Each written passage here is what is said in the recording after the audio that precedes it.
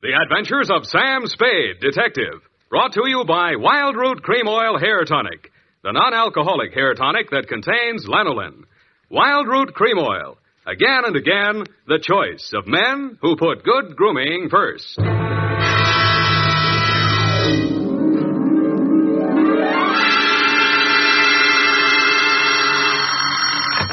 Sam Spade Detective Agency. It's me, sweetheart. Risen from not one, but two deathbeds. Oh, Sam, I bet not. You wouldn't take that lying down. Oh, Effie, you made a joke. Well, you did first, Sam. I did not. Oh, you mean you actually Now, don't pin me down. Anyway, I was present at two dying declarations. Would you believe, Effie, that a man could say something that wasn't true at a time like that? Oh, no. You mean a man would be lying on his deathbed? Oh, Effie, you made a joke. Oh, Sam, now stop it. I don't know It's what you all mean. right, Effie. I forgive you. You can atone by telling me how wonderful you think I am. I think you're... That you may do when I arrive in a trice to dictate my report on the deathbed caper.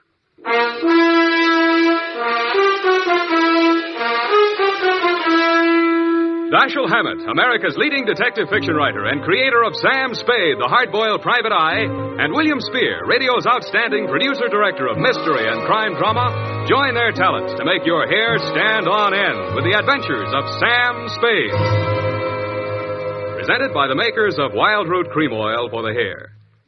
Tell me, mister, how many times a day do you have to comb your hair? Not many, I'll bet, if you groom it right, first thing every morning with Wild Root Cream Oil. For this famous hair tonic grooms your hair neatly and naturally and helps it to stay that way throughout the day. Wild Root Cream Oil also relieves dryness and removes loose dandruff. With Wild Root Cream Oil, you don't have to keep combing your hair every 2 minutes. That is, unless your gal can't resist running her hands through it. Get Wild Root Cream Oil Hair Tonic. Again and again, the choice of men who put good grooming first. And now, with Howard Duff starring as Spade, Wild Root brings to the air the greatest private detective of them all in the adventures of Sam Spade.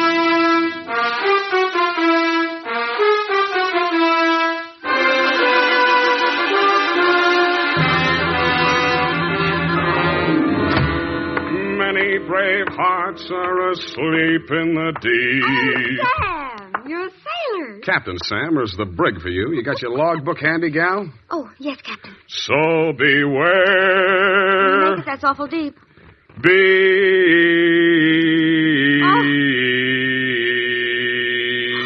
Date, June 20th, 1948.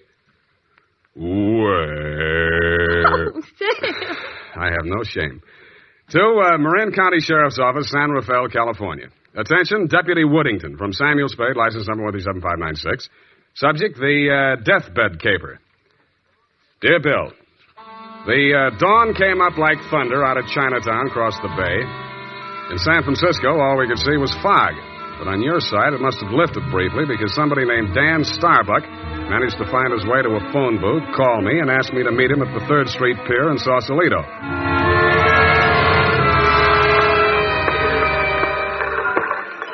I didn't see him when I first got there. I didn't even see the pier. It was too foggy.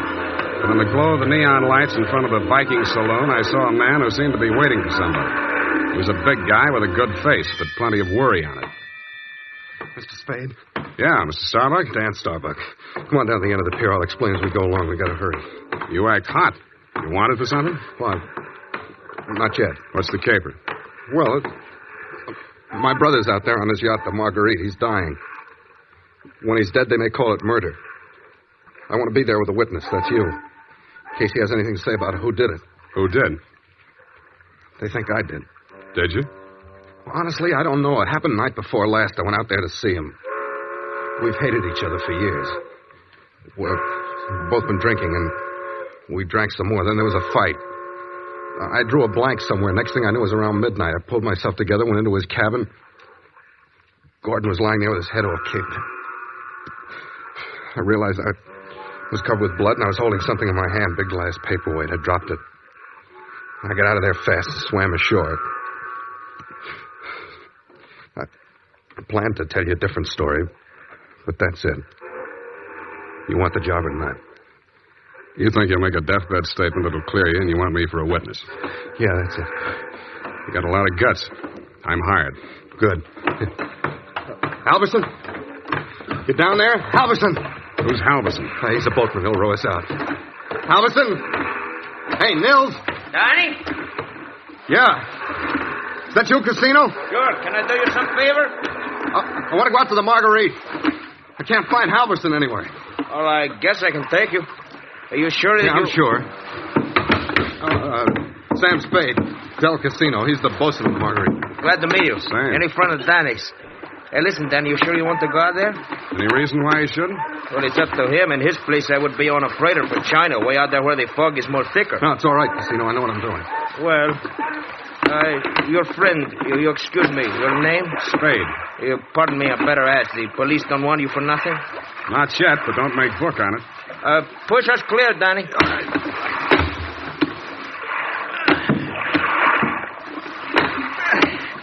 This fog is closing in, but I can still see the lights from the Marguerite. I wish we don't find her.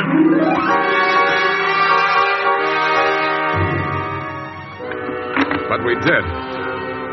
She was wearing clam diggers, an off-the-shoulder T-shirt, and was leaning against the rail as the dinghy pulled past the police launch and nestled in under the ladder of the yacht. Del? Del, is that you? Yes, Miss Starbuck. Who is that with you? Keep quiet. Del, what are they saying ashore about... Oh, I thought you... You're Mrs. Starbuck? Yes? I'm Sam Spade. I'm from San Francisco. I'm a detective. Your brother-in-law's in the boat. You captured him? He wants to come aboard. He wants to... Why? He's hoping your husband will say something to clear him before he dies. Is there any reason why he shouldn't come aboard? Oh, there's every reason in the world why he shouldn't. The police are in there with my husband right now. Yeah? The doctor says there's a possibility that he may regain consciousness long enough to make a dying declaration. Mm-hmm. If he's face to face with Dan, there's no telling what he'll say. I wish Dan wouldn't... My husband is dying. Dan? Yeah. What's he say? I don't know, but I think you better come aboard.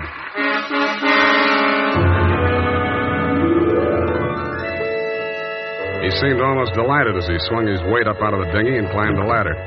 Del Casino, the bosun, followed, wearing a puzzled expression that turned to fear as we entered the cabin. The yellow glare from the lamp swinging overhead was almost blinding to walk into out of the foggy night. The first thing I focused on was the bunk that held the dying man.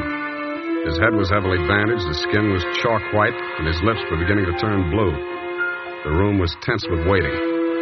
Ranged around him in a semicircle were the supporting players. 2 doctors, 1 family type with a nurse, 1 police medic without, 1 sheriff with cigar, 1 police stenographer, female, with pencil and notebook poised, 9/10 of a widow, and us. At 18 minutes past 7, somebody moved. It was the dying man. The 2 doctors rushed forward, took his pulse and blood pressure. Let's go. Adrenaline 3cc, calmine 1, saline solution. All right, Sheriff, he's conscious now, but you'd better hurry. Margaret. Mr. Starbuck, you can hear me all right? Take that down. Can you hear me? Affirmative answer. Now, Mr. Starbuck, we have to ask these questions. 1, what is your name? Please try to answer. What is your name? Gordon M. Starr. You got that? What is your name? Gordon M. Starr. That's close enough. Fill it in later. Now, Mr. Starbuck, where do you live? Where do you live? I'm dead. You got that? 1277 Marymount, Pasadena. Hey. Now, Mr. Starbuck, let's try a little harder. This is a long one. Have you been injured, and what was the cause of your injury? Yes. Hurts my... You got that? Affirmative. Now, the second part. What was the cause of your injury? Head. Huh? Hit on head. Do you believe that you're about to die as a result of your injuries, and have you no hope of recovery? I know. No hope. Now, let's get to the point. Who inflicted said injuries? Hey, Mr. Starbuck, please, you haven't much time, you know. Go away. Doc, is there anything you can do? I'm afraid not. Oh, this is ghastly. Can't you leave him alone? Can't you let him die in peace? What are you afraid of, Maggie? What are you afraid he'll say? All right. All right, tell them, Gordon. It was Dan that struck you, wasn't it? He was jealous. He always hated you for marrying me. It was Dan. Now, Mrs. Starbuck, I know how you feel, but we can't allow this sort of thing. Please step aside so we can finish up here. That's it. Mr. Starbuck. Doctor? Very low pulse. I'm not sure whether... Is Dan here? Here I am, Gordon. Tell him the truth.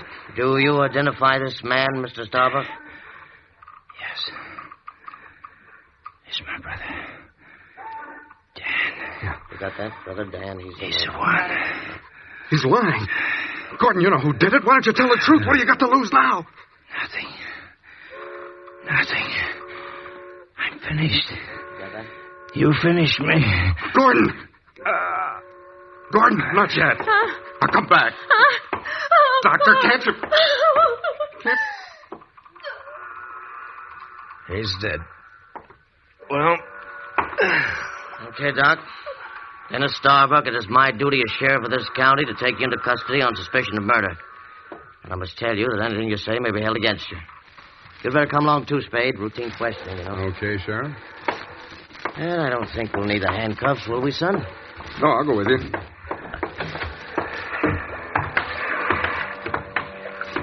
Yes, indeed, son. It's always smart to come along quietly. Yeah. But this is as far as I'm going. Hey, Dan, come back here. Use your head.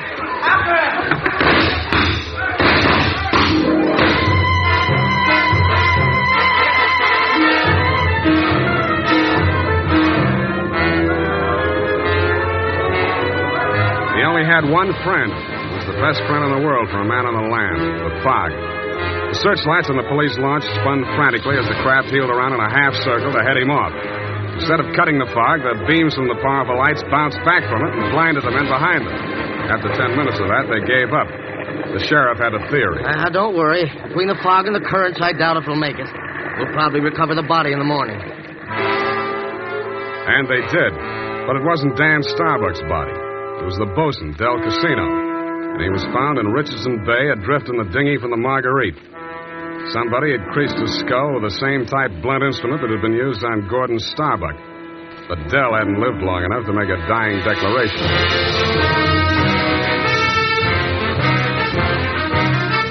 The makers of Wild Root Cream Oil are presenting the weekly Sunday adventure of Dashiell Hammett's famous private detective, Sam Spade.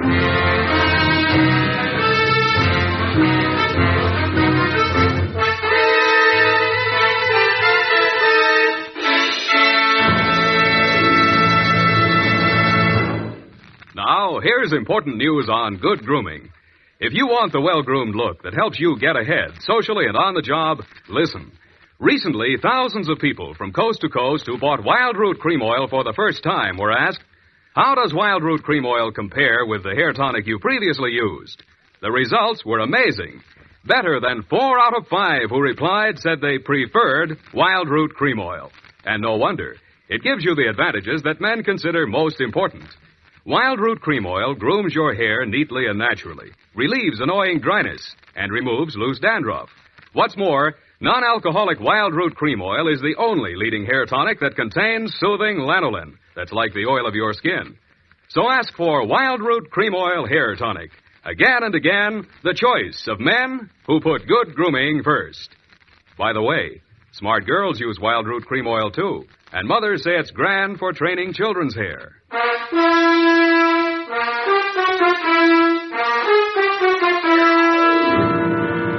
And now, back to Caper with 2 Deathbeds. Tonight's adventure with Sam Spade.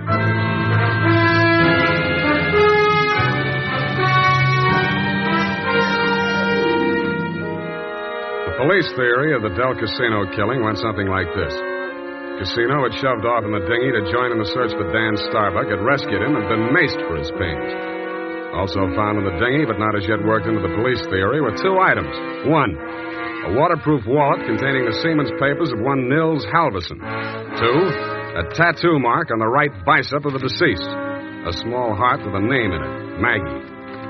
The brand new widow of the same name was waiting in my office when I got there the following afternoon. Hello. Hello to you, Mrs. Starbuck. What can I do for you? Mr. Spade, I know very little about the ethics of your profession, and... Well, are you still working for Danny? If you mean, do I know where he is, the answer's no. Oh. I hoped you'd say that. Why? Because I want you to work for me. Need a new bosun? You needn't have put it quite so crudely. No, I needn't. Since your work is confidential, I'll admit I've done a few things that... Well, it's all too true. My first mistake was marrying Gordon Starbuck when I didn't love him. And I should never have let myself fall in love with Dan. I certainly should have known better than to let Dell fall in love with me. What about Nils Halverson? And me? Well, hardly. No. Nils Halverson was employed by my husband for various odd jobs whenever we put in at Sausalito. Mostly he'd row the guests out to the ship. He rowed Danny out the night my husband was killed. At least I think he did. I didn't actually see him. Where's Halverson now? I don't know. He goes off on drunks for days at a time, but I have a feeling that someone has paid him to disappear. He might have overheard something. Hold on a minute. You're going too fast. Are you, working up to a confession? Oh, no. It's just that I'm afraid a great injustice may have been done to Danny. After all, Mr. Spade, a man who's dying, I don't see how he could be altogether in his right mind. Do you? The law says he is if he knows his name and address. A deathbed accusation is the strongest evidence a lawyer can shove at a jury. You can't cross-examine a dead man, and most people have the quaint idea that a man on his deathbed is a lot more truthful than he was when he was hale and hearty. Then you think Gordon may have been lying? Could be, or wool gathering, or picking up some of the lines you were feeding him. Oh, I was just afraid he might die before he... You see, I thought I might shock him into saying yes or no. He could have said no, couldn't he? Well, make up your mind. Oh, all I know is it's on my conscience now. If we could find old Halverson and force him to tell what he knows. He's a very strange man. He's devoted to me.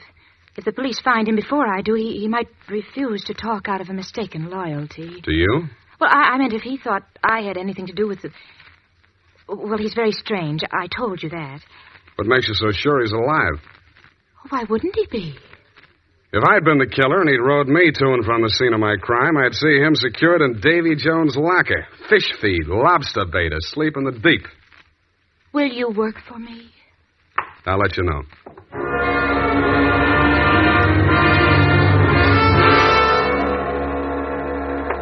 I didn't have time to get tattooed, but the rest of me was marinated enough. On my head, I was wearing a dirtied-up yachting cap. And the rest of me, I was wearing a pea jacket, dungarees, and sea boots. I was also wearing clamshell number 5 as I rolled up to the Viking saloon. Well, what'd it be, mate? Akavit and Varta. Have you seen my cousin? Your cousin? Who's your cousin, Prince Valiant? No, my cousin Niels Halverson. Niels Halverson. Oh, no. You're Neil's cousin, are you? Yeah. Well, coming from the old country? Yeah, Minnesota. By you, Minnie. Well, now, he'll be right glad to see you there. Where fair is he? I don't want to say this too loud. Yeah. Bend over there. Yeah? He's in trouble, you know. Oh? Yes, I got him holed up down below. Oh. Yeah, come on. Well, by golly, I sure been glad to be going to see my cousin Niels. Niels Halverson. Drop the act and get down there. Hey! Okay, Joe, I'll take over from here. Easy. Okay, Danny, my boy. I got his gun. But watch him now, watch him. He's full of smorgasbord. Well, Spade, you're the one person I didn't expect to see. But I'm very glad to. Yeah, I wish I hadn't found you. I wanted to find somebody else first. Halverson? Yeah. He's here. Want to see him? That's what I came for. And under here. Watch your head, low bridge. Yeah. Here we are. Where? A boathouse under the pier. Halverson used to hole in here to sleep off his schnapps. Where's he now? Over here. Uh-huh. Yeah, he's going to be a long time sleeping this one off. He'd been missing since that night. Nobody knew he was here till last night. I headed for the saloon when I swam ashore. Joe hid me out here.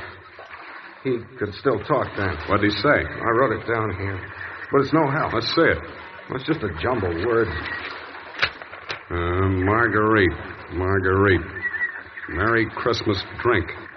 My beautiful Helga. Row, row your boat. Now throw me back, row me back. $20 good and drunk. Fog rolling in. Good and drunk. Gonna be 5 days, no business. Oh, my head. Paint the boat. All crazy stuff. $20. Did you give him $20 to row you out? I didn't even see him.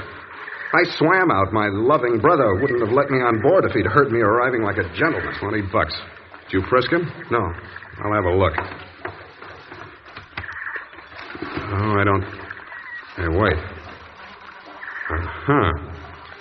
Real soggy, but a 20. Now, look here. I'm sticking to my story. I swam out there. I didn't give him that 20. Maybe you didn't. Maybe you didn't. You gotta believe me. I didn't even have $20. That's why I Shut up. What's the matter with you? What are you gonna do? Come over here, Dan. What? I don't believe a word of your story, and even if I did, it wouldn't make any difference. What are you... Shut up. You're going to stop talking and listen for a while. I stuffed a gag into his mouth and muscled him over to a piling and handcuffed him to it. He didn't even look surprised. He just stood there staring at me as if he'd lost his last friend in the world. But I wasn't looking at him as much as I was listening to those footsteps in the boards overhead. I waited for them to come back. They did. I walked across the soggy planks to where Nils Halverson lay in the shadows. Nils, I want you to answer these questions again. Now, this time I'm going to take them down. You get lots of $20 and lots of drink. Now then, I know you don't feel so good. You don't have to talk if you don't feel like it. Just nod your head for yes and shake it for no. Okay, Nils? That counts in a court of law as long as there's a witness. Okay. Now, your name is Nils Halverson. Your address is 213 Bayview, Sausalito. That's correct, is it? Nod your head. Good. Good. That proves you're in your right mind. You know you were injured. Yeah. You know the cause of your injury. Hit on the head and thrown over the side of your boat. What? Huh? Not from... Oh, dinghy. Well, it's the same thing. All right. Now, you know you're dying. You have no hope of recovery. That's obvious, but nod your head. That's the boy. Now, Nils, on the night of the 18th, around 10 o'clock, after your usual working hours, you rowed somebody out to the yacht Marguerite in return for which this person gave you a $20 bill. This person is also the person who killed, who inflicted your fatal injuries. It is. Now, the name of that person, if you can possibly speak even in a whisper, so there can be no mistake. Can you hear me? Just say it close to my ear. Yeah? Yes. Yes, I got it. That's all. Now, I know you don't write, Nils, but make your mark here. Come on, I'll guide your hand. There. Now we're going to take... Nils. Nils. Well, anyway. All right, Maggie. Come on in and join the party. Don't try anything. The light's on you. I'm a better shot than you, and if there's a ruckus, the whole saloon will be down on us. They're all friends of Danny's, too. Stop there. Toss the gun. Okay. What's the matter, Angel? You look kind of scared. No. Just disappointed, that's all. Don't give up so easy, sweetheart. I always wanted to take a trip around the world. We might go on the Marguerite. Together. Yeah, sailing into the sunset. Sleeping with our deathbed statements under each other's pillows. I see what you mean. I guess it wouldn't work. How much for yours, and what do we do about him? Dan? I'll take care of that. Throw it in with a deal. Okay. But I want it in writing. A little statement to the effect that I can keep under my pillow. Fair enough. All I want from you is a little statement from you to this effect.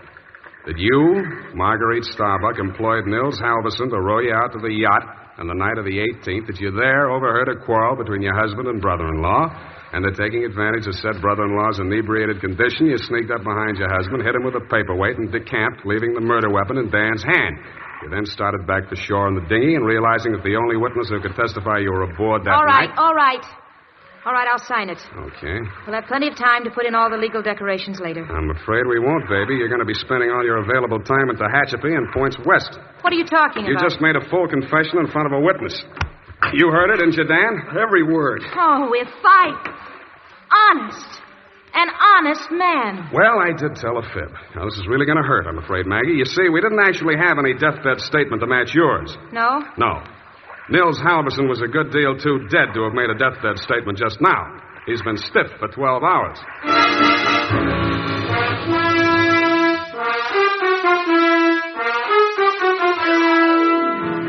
Period, and a report.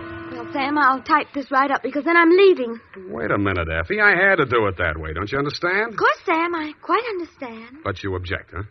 A cruel, ruthless, murdering, though beautiful woman, foiled by a clever ruse, a great acting performance by the greatest private detective of them all. Is that all? You're still leaving. Yes, Sam, my bags are packed. Well, pardon me for having feet.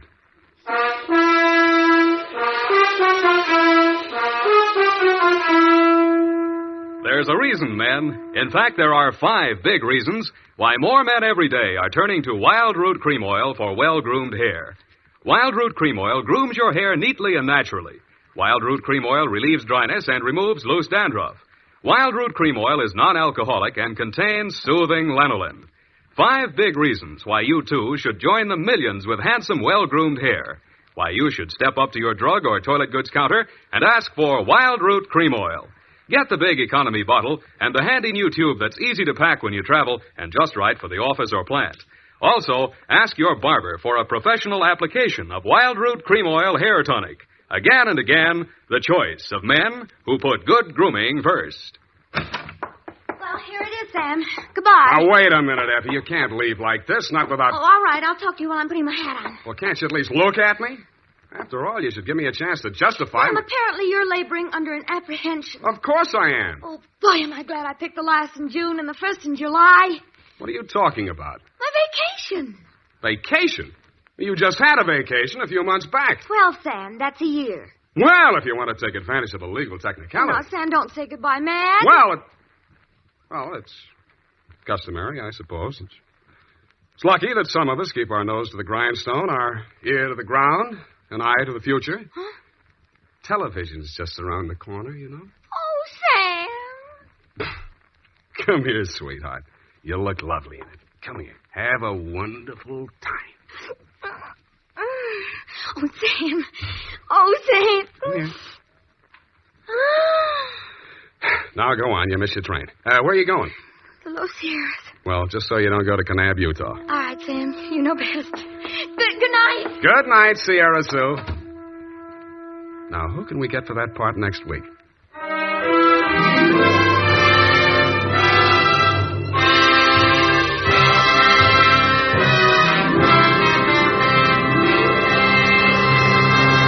The Adventures of Sam Spade, Dashiell Hammett's famous private detective, are produced and directed by William Spear.